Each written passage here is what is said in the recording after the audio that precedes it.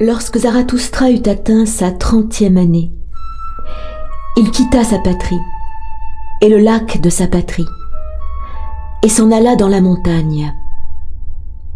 Là, il jouit de son esprit et de sa solitude et ne s'en lassa point durant 10 années. Mais enfin, son cœur se transforma et un matin, se levant avec l'aurore, il s'avança devant le soleil et lui parla ainsi. Ô grand astre, quel serait ton bonheur si tu n'avais pas ceux que tu éclaires? Depuis 10 ans que tu viens vers ma caverne, tu te serais lassé de ta lumière et de ce chemin, sans moi, mon aigle et mon serpent. Mais nous t'attendions chaque matin, nous te prenions ton superflu et nous t'en bénissions. Voici, je suis dégoûtée de ma sagesse, comme l'abeille qui a amassé trop de miel. J'ai besoin de mes mains qui se tendent. Je voudrais donner et distribuer jusqu'à ce que les sages parmi les hommes soient redevenus joyeux de leur folie et les pauvres heureux de leur richesse. Voilà pourquoi je dois descendre dans les profondeurs, comme tu fais le soir quand tu vas derrière les mers, apportant ta clarté au-dessous du monde, ô astre débordant de richesse. Je dois disparaître ainsi que toi, me coucher, comme disent les hommes, vers qui je veux descendre. Bénis-moi donc, œil tranquille, qui peut voir sans envie un bonheur même sans mesure. Bénis la coupe qui veut déborder, que l'eau toute dorée en découle, apportant partout le reflet de ta joie. Vois, cette coupe veut se vider à nouveau, et Zarathustra veut redevenir homme. Ainsi commença le déclin de Zarathustra. Zarathustra descendit seul des montagnes et il ne rencontra personne.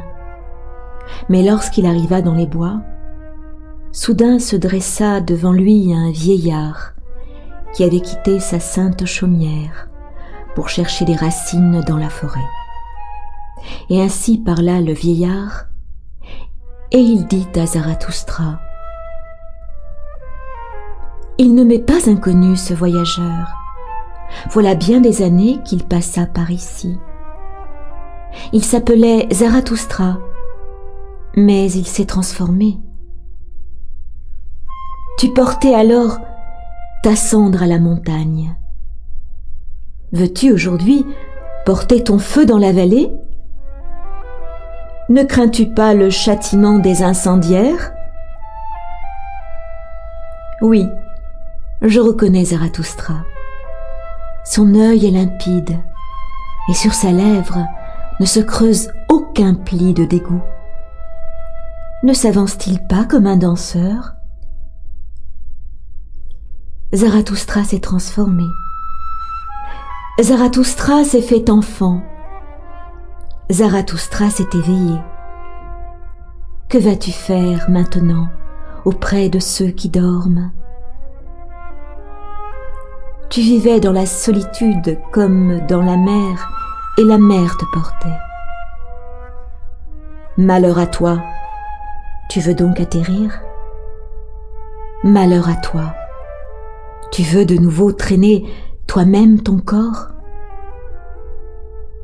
Zarathustra répondit : « J'aime les hommes. » Pourquoi donc, dit le sage, suis-je allé dans les bois et dans la solitude? N'était-ce pas parce que j'aimais trop les hommes? Maintenant j'aime Dieu. Je n'aime point les hommes. L'homme est pour moi une chose trop imparfaite. l'amour de l'homme me tuerait. » Zarathustra répondit « Qu'ai-je parlé d'amour ? Je vais faire un présent aux hommes. » « Ne leur donne rien, dit le saint. Enlève-leur plutôt quelque chose et aide-les à le porter. Rien ne leur sera meilleur, pourvu qu'à toi aussi cela fasse du bien. Et si tu veux donner, ne leur donne pas plus qu'une aumône et attends qu'ils te la demandent. « Non, répondit Zarathustra, je ne fais pas l'aumône. Je ne suis pas assez pauvre pour cela. » Le saint se prit à rire de Zarathustra et parla ainsi. « Tâche alors de leur faire accepter les trésors. Ils se méfient des solitaires et ne croient pas que nous venions pour donner. » À leurs oreilles, les pas du solitaire retentissent trop étrangement à travers les rues. Défiant comme si la nuit, couchés dans leur lit, ils entendaient marcher un homme, longtemps avant le lever du soleil. Ils se demandent peut-être où se glisse ce voleur. Ne va pas auprès des hommes, reste dans la forêt, retourne plutôt auprès des bêtes. Pourquoi ne veux-tu pas être comme moi, ours parmi les ours, oiseau parmi les oiseaux? Et que fait le saint dans les bois? Demanda Zarathustra. Le saint répondit. Je compose des chants et je les chante, et je fais des chants, je ris, je pleure et je murmure. C'est ainsi que je loue Dieu. Avec des chants, des pleurs, des rires et des murmures, je rends grâce à Dieu, qui est mon Dieu. Cependant, quel présent nous apportes-tu? Lorsque Zarathustra eut les paroles, il salua le saint et lui dit « Qu'aurais-je à vous donner? Mais laissez-moi partir en hâte, afin que je vous prenne rien. » Et c'est ainsi qu'ils se séparèrent l'un de l'autre, le vieillard et l'homme, riant comme rient deux petits garçons. Mais quand Zarathustra fut seul, il parla ainsi à son cœur. Serait-ce possible?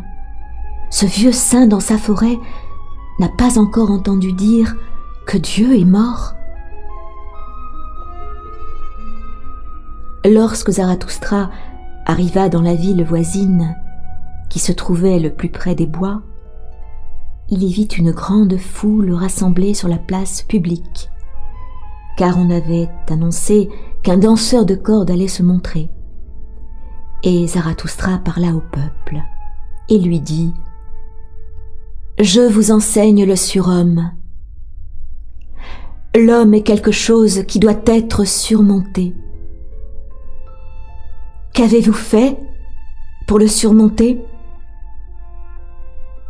Tous les êtres jusqu'à présent ont créé quelque chose au-dessus d'eux. Et vous voulez être le refus de ce grand flot et plutôt retourner à la bête que de surmonter l'homme? Qu'est le singe pour l'homme?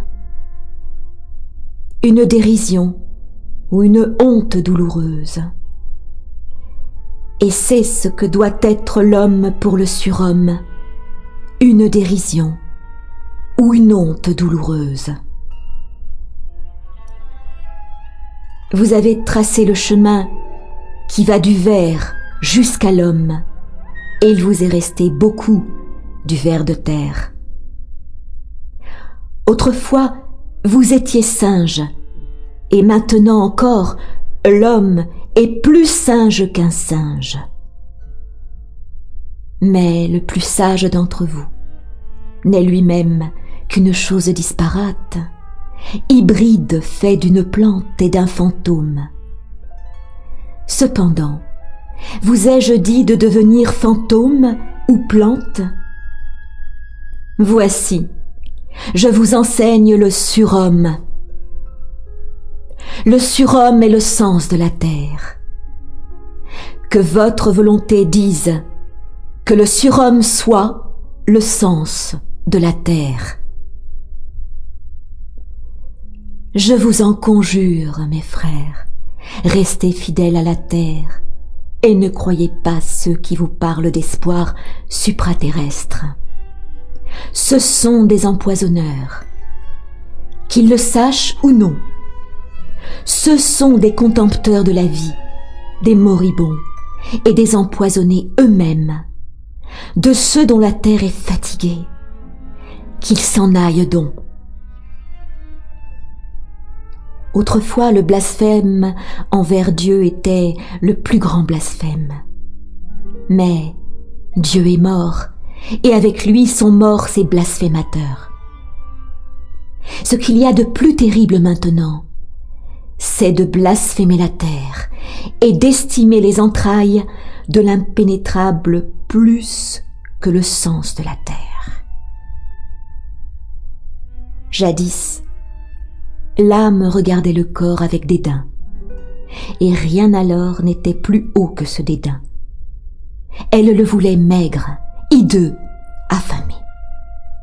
C'est ainsi qu'elle pensait lui échapper, à lui et à la terre. Oh, cette âme était elle-même encore maigre, hideuse et affamée, et pour elle, la cruauté était une volupté.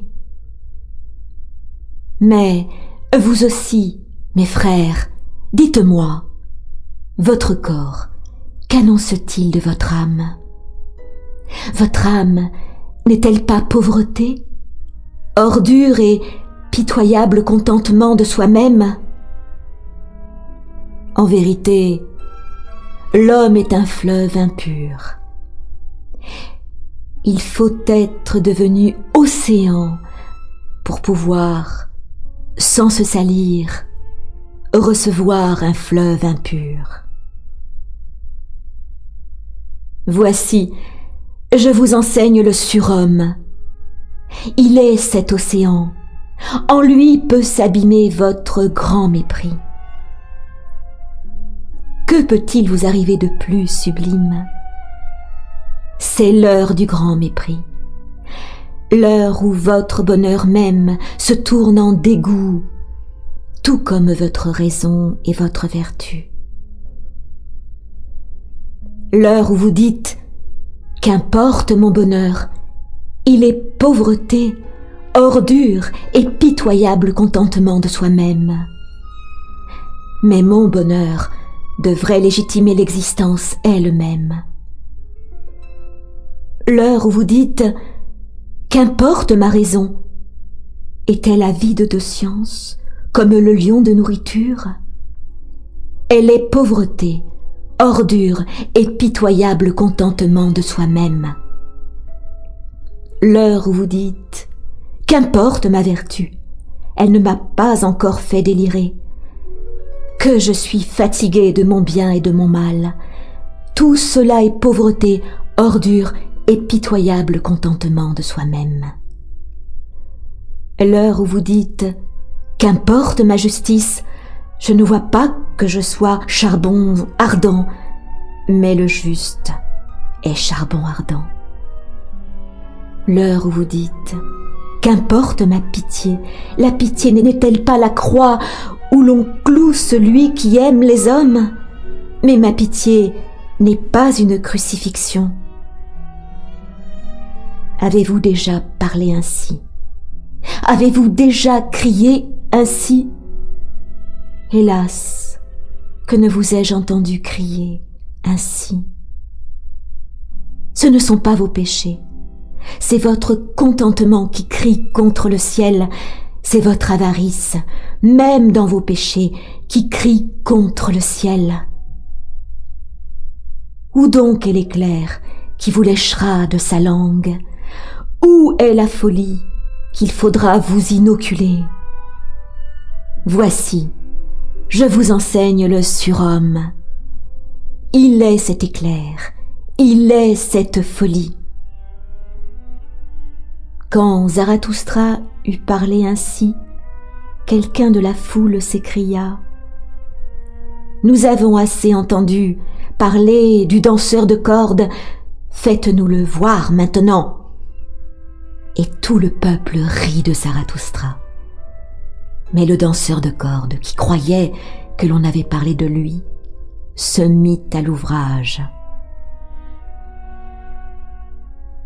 Zarathustra, cependant, regardait le peuple et s'étonnait.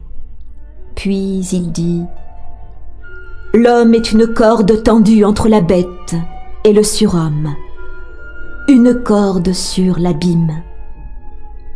Il est dangereux de passer de l'autre côté, dangereux de rester en route, dangereux de regarder en arrière, frisson et arrêt dangereux.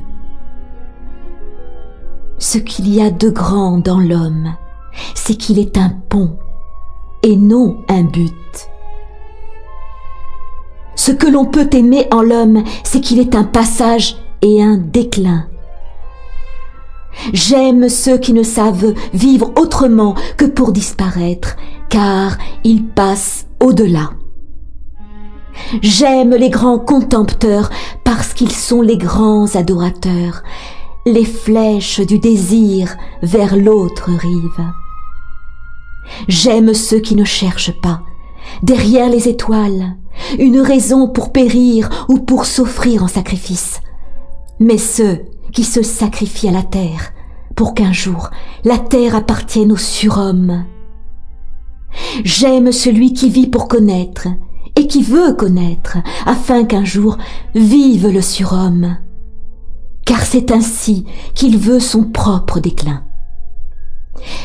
J'aime celui qui travaille et invente pour bâtir une demeure au surhomme, pour préparer à sa venue la terre, les bêtes et les plantes, car c'est ainsi qu'il veut son propre déclin. J'aime celui qui aime sa vertu, car la vertu est une volonté du déclin et une flèche de désir. J'aime celui qui ne réserve pour lui-même aucune parcelle de son esprit, mais qui veut être tout entier l'esprit de sa vertu, car c'est ainsi qu'en esprit il traverse le pont. J'aime celui qui fait de sa vertu son penchant et sa destinée, car c'est ainsi qu'à cause de sa vertu il voudra vivre encore et ne plus vivre. J'aime celui qui ne veut pas avoir trop de vertu. Il y a plus de vertu en une vertu qu'en deux vertus. C'est un nœud où s'accroche la destinée. J'aime celui dont l'âme se dépense, celui qui ne veut pas qu'on lui dise merci et qui ne restitue point, car il donne toujours et ne veut point se conserver. J'aime celui qui a honte de voir le dé tomber en sa faveur et qui demande alors : suis-je donc un faux joueur ? Car il veut périr. J'aime celui qui jette des paroles d'or au-devant de ses œuvres et qui tient toujours plus qu'il ne promet, car il veut son déclin. J'aime celui qui justifie ceux de l'avenir et qui délivre ceux du passé, car il veut que ceux d'aujourd'hui le fassent périr. J'aime celui qui châtie son Dieu parce qu'il aime son Dieu, car il faut que la colère de son Dieu le fasse périr. J'aime celui dont l'âme est profonde, même dans la blessure, celui qu'une petite aventure peut faire périr, car ainsi, sans hésitation, il passera le pont. J'aime celui dont l'âme déborde au point qu'il s'oublie lui-même et que toute chose soit en lui. Ainsi, toutes choses deviendront son déclin. J'aime celui qui est libre de cœur et d'esprit. Ainsi, sa tête ne sert que d'entraille à son cœur, mais son cœur l'entraîne au déclin. J'aime tous ceux qui sont comme de lourdes gouttes qui tombent, une à une, du sombre nuage suspendu sur les hommes, elles annoncent l'éclair qui vient et disparaissent en visionnaire. Voici, je suis un visionnaire de la foudre, une lourde goutte qui tombe de la nue, mais cette foudre s'appelle le surhomme.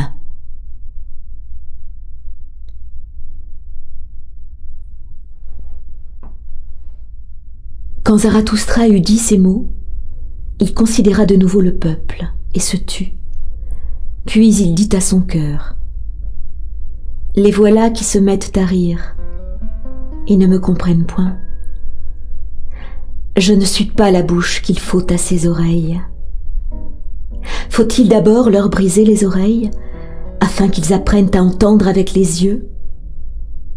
Faut-il faire du tapage comme les cymbales et les prédicateurs de carême ? Ou n'ont-ils foi que dans les bègues ? Ils ont quelque chose dont ils sont fiers. Comment nomment-ils donc ce dont ils sont fiers ? Ils le nomment civilisation. C'est ce qui les distingue des chevriers. C'est pourquoi ils n'aiment pas, quand on parle d'eux, entendre le mot de mépris. Je parlerai donc à leur fierté. Je vais donc leur parler de ce qu'il y a de plus méprisable, je veux dire, le dernier homme. Et ainsi Zarathustra se mit à parler au peuple. Il est temps que l'homme se fixe à lui-même son but. Il est temps que l'homme plante le germe de sa plus haute espérance. Maintenant, son sol est encore assez riche. Mais ce sol, un jour, sera pauvre et stérile, et aucun grand arbre ne pourra y croître. Malheur, les temps sont proches où l'homme ne jettera plus par-dessus les hommes la flèche de son désir, où les cordes de son arc ne sauront plus vibrer. Je vous le dis, il faut porter encore en soi un chaos pour pouvoir mettre au monde une étoile dansante. Je vous le dis, vous portez en vous un chaos. Malheur, les temps sont proches où l'homme ne mettra plus d'étoiles au monde. Malheur, les temps sont proches du plus méprisable des hommes, qui ne sait plus se mépriser lui-même. Voici, je vous montre le dernier homme.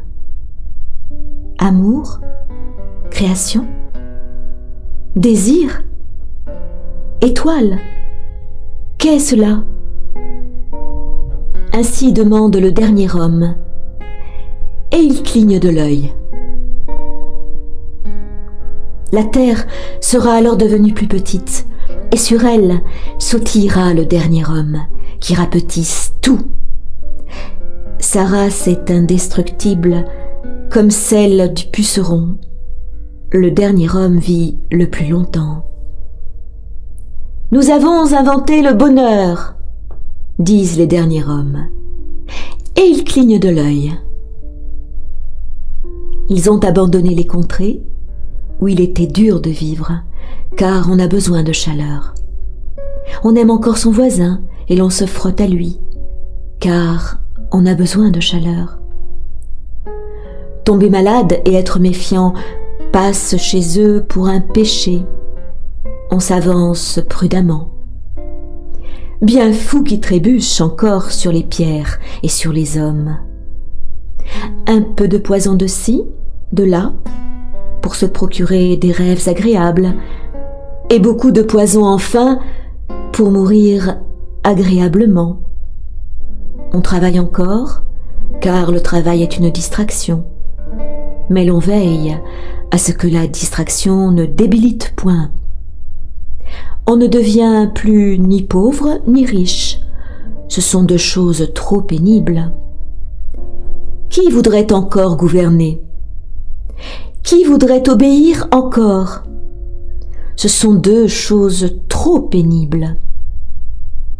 Point de berger et un seul troupeau.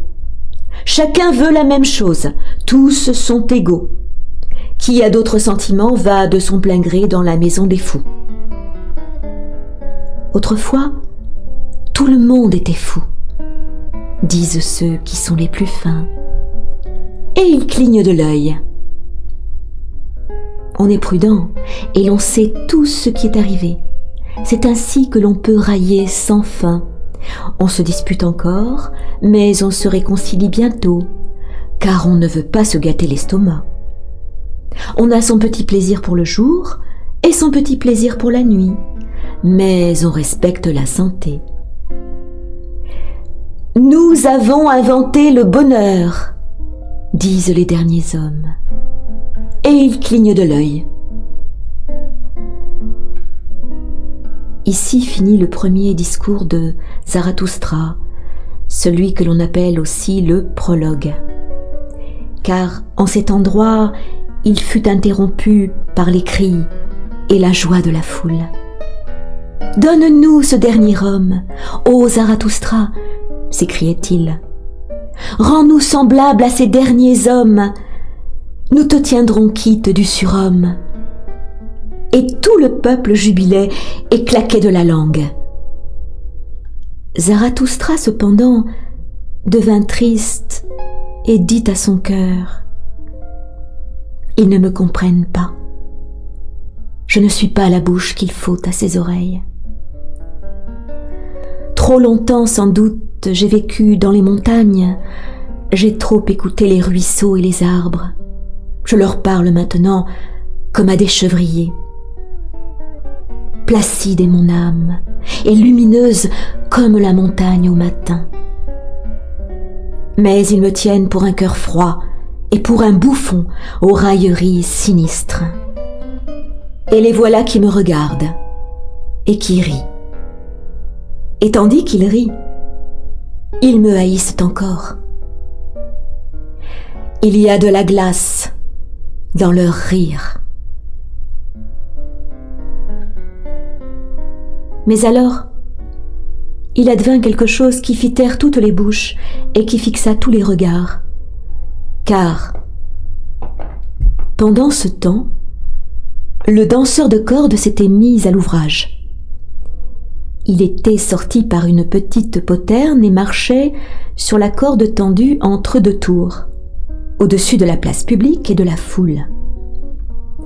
Comme il se trouvait juste à mi-chemin, la petite porte s'ouvrit encore une fois, et un gars bariolé, qui avait l'air d'un bouffon, sauta dehors et suivit d'un pas rapide le premier. « En avant, boiteux !» cria son horrible voix.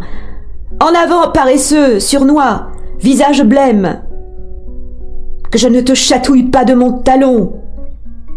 Que fais-tu là entre ces tours ? C'est dans la tour que tu devrais être enfermé. Tu barres la route à un meilleur que toi. » Et à chaque mot, il s'approchait davantage.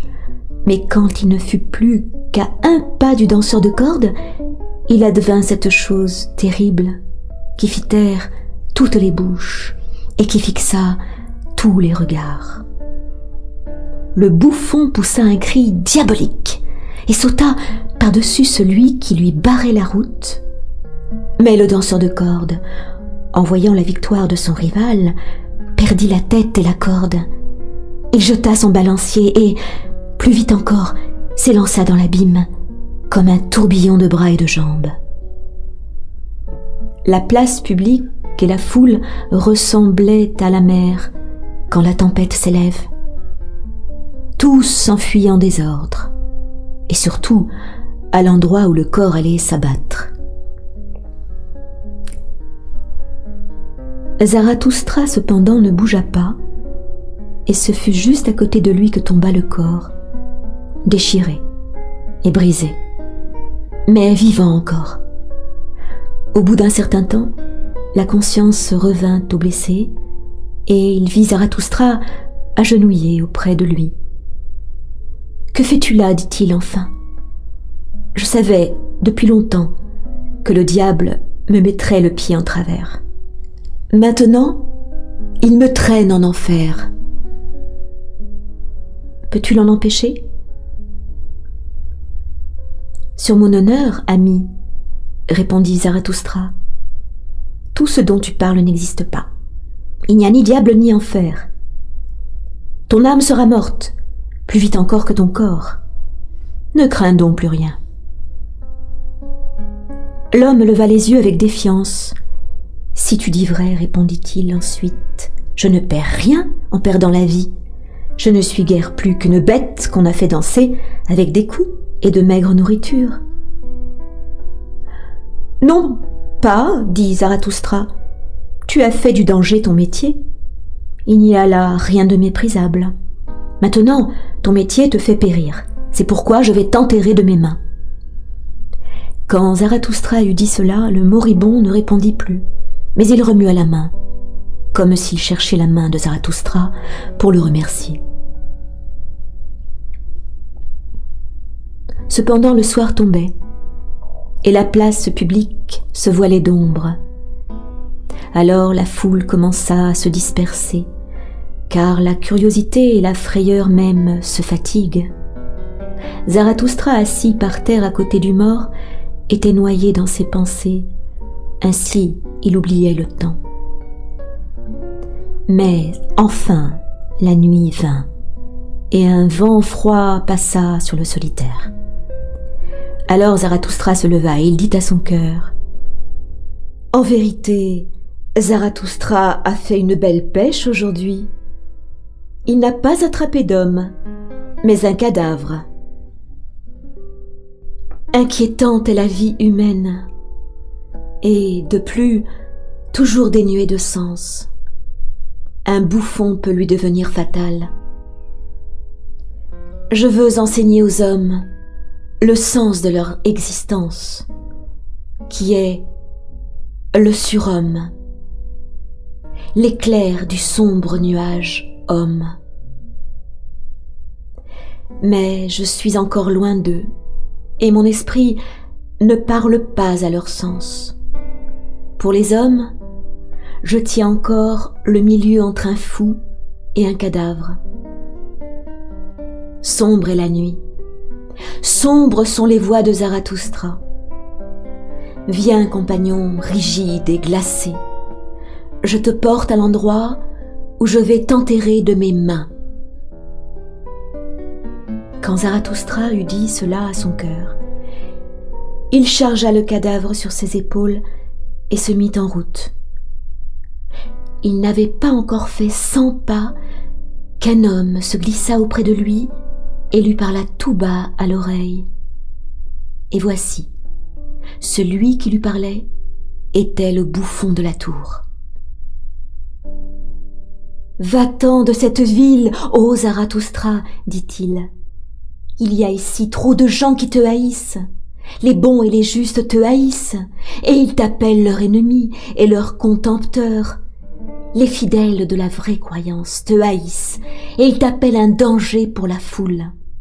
Ce fut ton bonheur qu'on se moqua de toi, car vraiment, tu parlais comme un bouffon.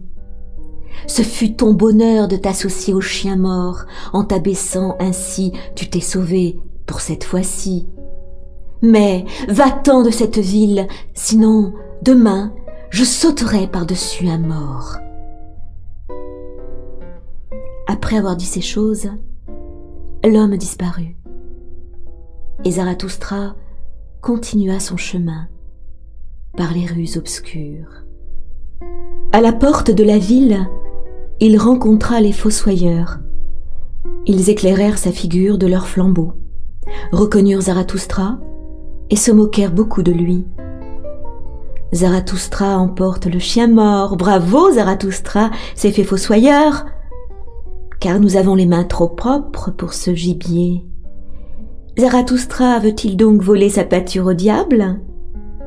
Allons, bon appétit, pourvu que le diable ne soit pas plus habile voleur que Zarathustra. Il les volera tous deux, il les mangera tous deux. » Et ils riaient entre eux en rapprochant leurs têtes.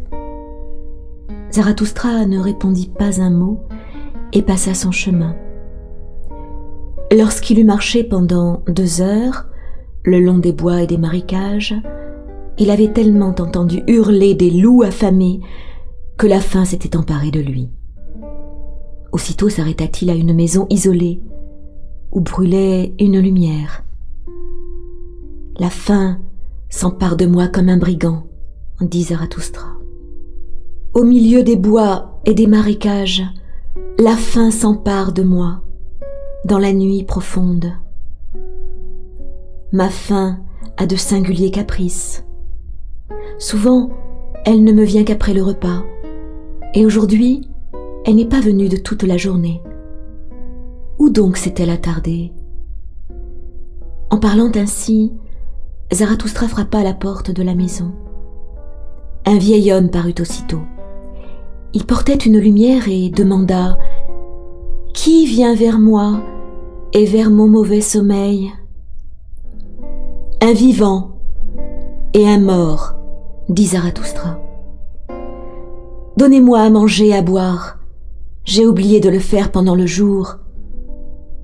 Qui donne à manger aux affamés réconforte sa propre âme. Ainsi parle la sagesse. » Le vieux se retire, mais il revint aussitôt et offrit à Zarathustra du pain et du vin. « C'est une méchante contrée pour ceux qui ont faim, dit-il. C'est pourquoi j'habite ici. Hommes et bêtes viennent à moi, le solitaire. Mais invite aussi ton compagnon à manger et à boire. Il est plus fatigué que toi. » Zarathustra répondit « Mon compagnon est mort. Je l'y déciderai difficilement. » « Cela m'est égal, dit le vieux en grognant. Qui frappe à ma porte doit prendre ce que je lui offre. Mangez et portez-vous bien. » Ensuite, Zarathustra marcha de nouveau pendant 2 heures, se fiant à la route et à la clarté des étoiles, car il avait l'habitude de marches nocturnes et aimait à regarder en face tout ce qui dort. Quand le matin commença à poindre, Zarathustra se trouvait dans une forêt profonde et aucun chemin ne se dessinait plus devant lui. Alors, il plaça le corps dans un arbre creux, à la hauteur de sa tête, car il voulait le protéger contre les loups, et il se coucha lui-même à terre, sur la mousse. Et aussitôt, il s'endormit, fatigué de corps, mais l'âme tranquille. Zarathustra dormit longtemps, et non seulement l'aurore passa sur son visage, mais encore le matin. Enfin ses yeux s'ouvrirent, et avec étonnement, Zarathustra jeta un regard sur la forêt, et dans le silence, avec étonnement, il regarda en lui-même. Puis il se leva à la hâte, comme un matelot, qui tout à coup voit la terre, et il poussa un cri d'allégresse, car il avait découvert une vérité nouvelle. Et il parla à son cœur, et il lui dit « Mes yeux se sont ouverts. J'ai besoin de compagnons vivants, non point de compagnons morts et de cadavres que je porte avec moi où je veux. Mais j'ai besoin de compagnons vivants qui me suivent parce qu'ils veulent se suivre eux-mêmes partout où je vais. Mes yeux se sont ouverts. Ce n'est pas à la foule que doit parler Zarathustra, mais à des compagnons. Zarathustra ne doit pas être le berger et le chien d'un troupeau. C'est pour enlever beaucoup de brebis du troupeau que je suis venu. Le peuple et le troupeau s'irriteront contre moi.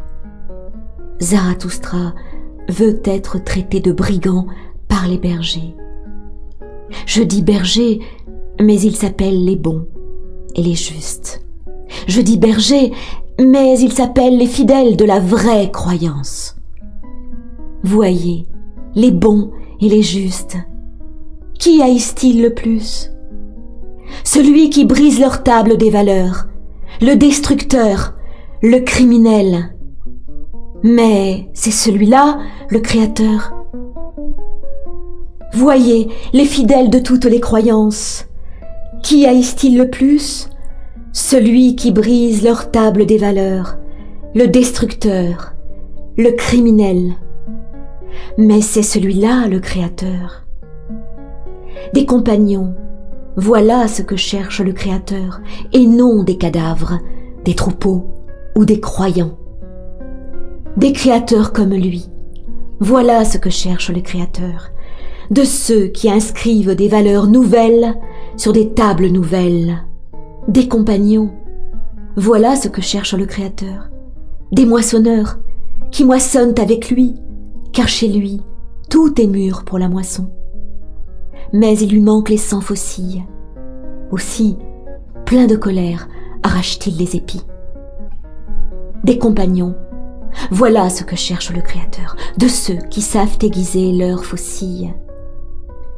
On les appellera destructeurs et contempteurs du bien et du mal. Mais ce seront eux qui moissonneront et qui seront en fête. Des créateurs comme lui, voilà ce que cherche Zarathustra. De ceux qui moissonnent et chôment avec lui. Qu'a-t-il à faire de troupeaux, de bergers et de cadavres? Et toi, mon premier compagnon, repose en paix. Je t'ai bien enseveli dans ton arbre creux. Je t'ai bien abrité contre les loups. Mais je me sépare de toi. Le temps est passé. Entre deux aurores, une nouvelle vérité s'est levée en moi. Je ne dois être ni berger, ni fossoyeur. Jamais plus je ne parlerai au peuple. Pour la dernière fois, j'ai parlé à un mort.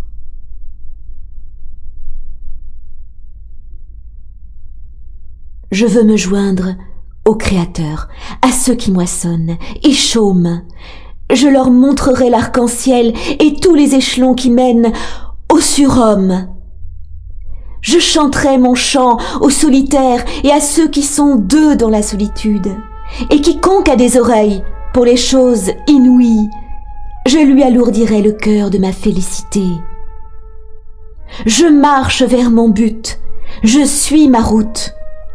Je sauterai par-dessus les hésitants et les retardataires. Ainsi, ma marche sera le déclin. Zarathustra avait dit cela à son cœur, alors que le soleil était à son midi. Puis il interrogea le ciel du regard, car il entendait au-dessus de lui le cri perçant d'un oiseau. Et voici, un aigle planait dans les airs en large cercle, et un serpent était suspendu à lui, non pareil à une proie, mais comme un ami, car il se sentait enroulé autour de son cou. « Ce sont mes animaux, dit Zarathustra, et il se réjouit de tout cœur. L'animal le plus fier qu'il y ait sous le soleil, et l'animal le plus rusé qu'il y ait sous le soleil, ils sont allés en reconnaissance. Ils ont voulu savoir si Zarathustra vivait encore. En vérité, suis-je encore en vie? J'ai rencontré plus de danger parmi les hommes que parmi les animaux. Zarathustra suit des voies dangereuses. Que mes animaux me conduisent. Lorsque Zarathustra eut parlé ainsi, il se souvint des paroles du saint dans la forêt. Il soupira et dit à son cœur: « Il faut que je sois plus sage, que je sois plus rusé du fond du cœur, comme mon serpent. Mais je demande l'impossible. Je prie donc ma fierté d'accompagner toujours ma sagesse. Et si ma sagesse m'abandonne un jour, hélas, elle aime à s'envoler, puisse du moins ma fierté voler avec ma folie. » Ainsi commença le déclin de Zarathustra.